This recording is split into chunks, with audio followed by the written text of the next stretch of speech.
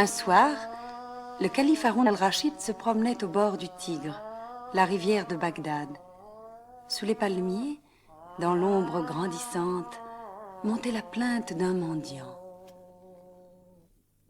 Pitié, pitié pour un pauvre aveugle. Tiens, voilà pour toi, prends. Mais que me donnes-tu là, mon frère? C'est une pièce d'or. Prends-la. Mille merci, mon frère. Mais gifle-moi d'abord. Comment? Que dis-tu? Gifle-moi d'abord ou je ne prendrai pas la pièce d'or. Mais je l'ai juré. Mais ce n'est pas possible. On ne gifle pas un aveugle. Je t'en prie, mon frère, je l'ai juré. Puisque tu le veux. Allah te bénira, mon frère.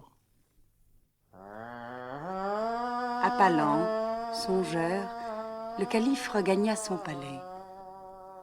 Le lendemain, il fit venir l'aveugle. Comment t'appelles-tu? Bada Abdallah. Bada Abdallah, je suis ton calife. Hier, je t'ai donné une pièce d'or et un soufflet. Pourquoi ce soufflet? Je te dirai tout, ô mon roi.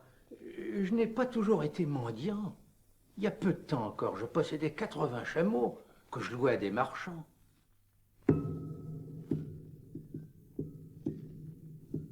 Un jour, revenant d'un long voyage, j'avais conduit mes bêtes hors de la piste des caravanes, dans un bon pâturage. Mes chameaux broutaient, moi, je dormais, la tête à l'ombre d'un rocher, rêvant au jet d'eau du paradis. Tout à coup, une voix inconnue m'éveilla. La paix soit avec toi, mon frère. Hein? Oh. Oh. Ah, bonjour, Derviche.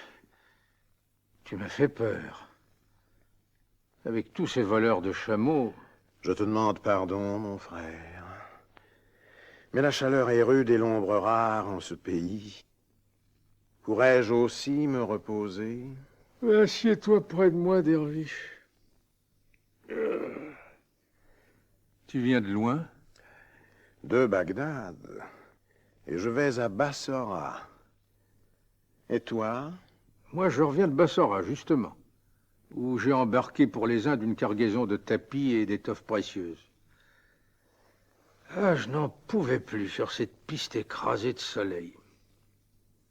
On a bien du mal à gagner sa pauvre vie. Écoute, mon frère, tu m'as accueilli avec bonté et je veux te confier un secret. Aimerais-tu être riche? Hein? Très riche. Pourquoi, Derviche, te moquer d'un pauvre chamelier? Mais je ne me moque point. Je connais, tout près d'ici, un trésor. Tu pourras en charger tes 80 chameaux. Bon Derviche, mon ami très cher, mon frère, conduis-moi vite.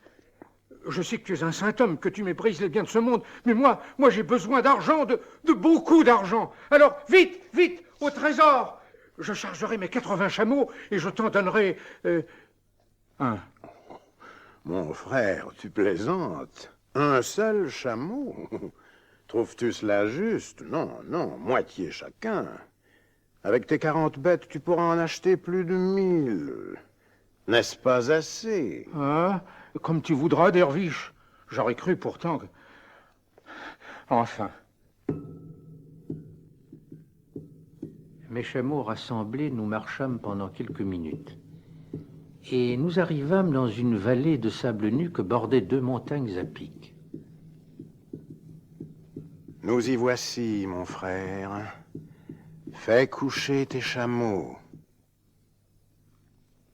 Le derviche glana quelques brindilles, alluma un feu contre le flanc gauche de la vallée et jeta dans la flamme une poudre verte. Radofi, Rafoudir et Dofa. Accra, accra, accra.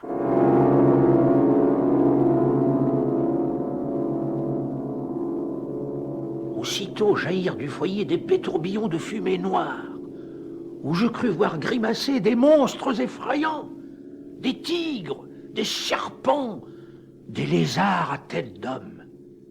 Mais le derviche leva les bras. La fumée se divisa, et dans le mur de la montagne s'ouvrit une immense porte d'or. Je vis des jardins, des vergers, des ruisseaux, un palais de marbre rose. Je me précipitai. Oh! Oh! Partout des vases, des tonneaux pleins de pièces d'or, oh! De perles, de bijoux, de pierres précieuses. J'en perdais le souffle, mais non pas la tête. Le derviche, comme moi, emplissait rapidement ses sacs. Pourtant, je vis bien qu'il laissait les pièces de monnaie. Pourquoi, derviche, ne prends-tu que des pierreries? Et ne vois-tu pas, mon frère, que ce sont là des pierres très rares, des améthystes de Sibérie, des diamants de Golconde, des topazes d'Espagne et du Bengale, et surtout, les plus rares de toutes, des émeraudes de Ceylan. Chacune d'elles vaut une fortune. Je n'avais pas pensé à cela. Je vidai mes sacs déjà gonflés d'or et ne ramassai plus que des pierres vertes, transparentes comme un lac de montagne, des émeraudes de Ceylan. Puis, je chargeai mes chameaux. Pendant ce temps, le derviche retirait d'un grand vase d'orfèvrerie une petite boîte d'un bois que je ne connaissais pas. Derviche, qu'y a-t-il dans cette boîte? Oh, rien. Regarde. Je ne vis en effet qu'une espèce de pommade grisâtre, apparemment sans valeur. Pourquoi donc l'avait-il prise? Le derviche ranima le feu, et de nouveau jeta la poudre verte dans la flamme. Fa, do, ré, di, fu, ra, ré, do, fa, gra, gra, gra. La fumée reparut plus noire, plus épaisse, et me sembla-t-il plus tourbillonnante encore de formes grimaçantes. Puis elle se dissipa, et je revis la montagne lisse, sans la moindre fissure, comme à notre arrivée. Voici tes chameaux, derviche, et voici les miens. Adieu! Adieu, mon frère, la paix soit avec toi. Mais à peine étions-nous séparés que déjà je regrettais tant de trésors perdus pour moi. Je revins donc sur mes pas et rattrapai le derviche. Mon frère, que feras-tu de 40 chameaux? Tu ne sauras jamais les conduire. 30, ne te suffirait-il pas? J'y songeais, justement. Prends-en donc 10 et emmène-les. Je choisis les 10 plus forts, c'est-à-dire les plus lourdement chargés. Mais je ne me décidais pas à partir. 30 chameaux, mon frère, c'est encore beaucoup trop pour qui n'est pas chamelier. Si tu m'en cédais encore 10, tu aurais beaucoup moins de peine. Tu as raison. Veux-tu en choisir 10 autres? De nouveau, les 10 meilleurs passèrent dans mon troupeau.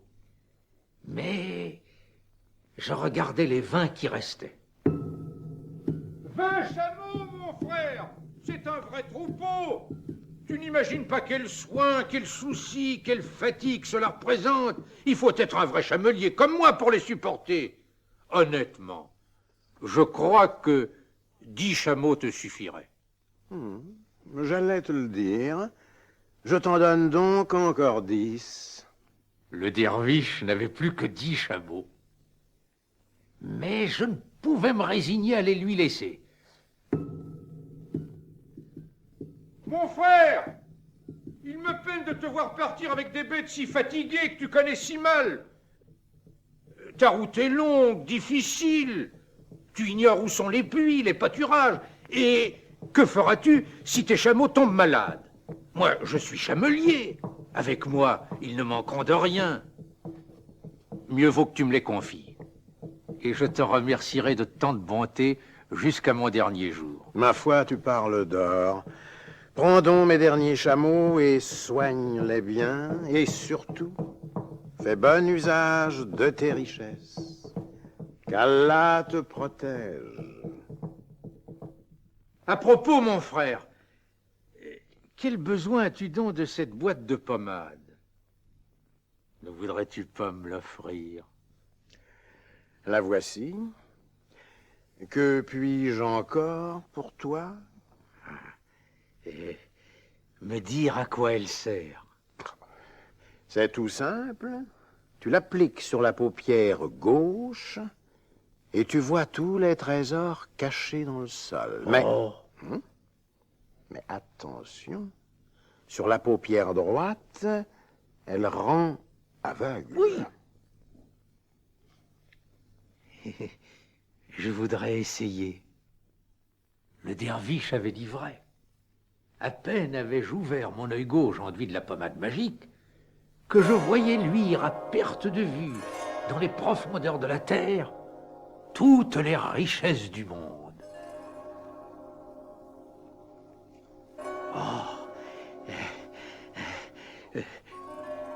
L'œil droit maintenant. Tu seras aveugle, mon frère. Oh, je ne le crois pas. Comment une même pommade produirait-elle deux effets si contraires? Je dis la vérité. Je pensais que le derviche me trompait, et qu'en appliquant la pommade sur l'œil droit, je pourrais m'emparer de la fabuleuse fortune qu'avec l'œil gauche je contemplais seulement.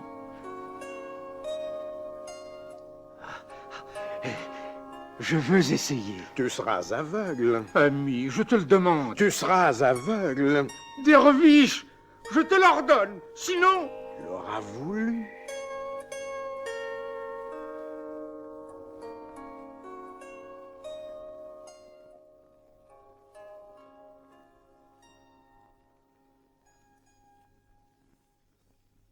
C'est ainsi, ô mon roi, que je devins aveugle. Car le derviche ne mentait pas. La curiosité, et surtout ce désir fou de posséder toujours plus de richesses, m'avait fait perdre la douce lumière du jour. Je me jetai aux pieds du derviche. Mon frère, me voici puni. Mais tu es si bon, si charitable, et tu sais de si beaux secrets.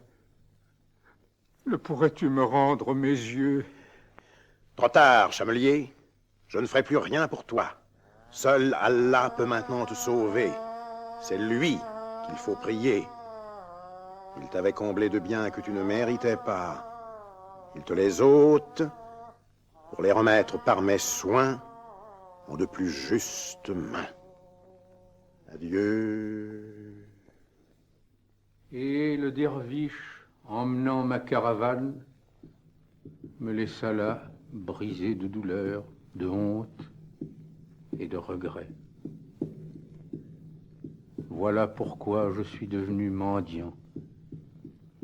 J'ai juré par Allah qu'à chaque aumône reçue, un soufflet me punirait d'avoir trop aimé l'argent.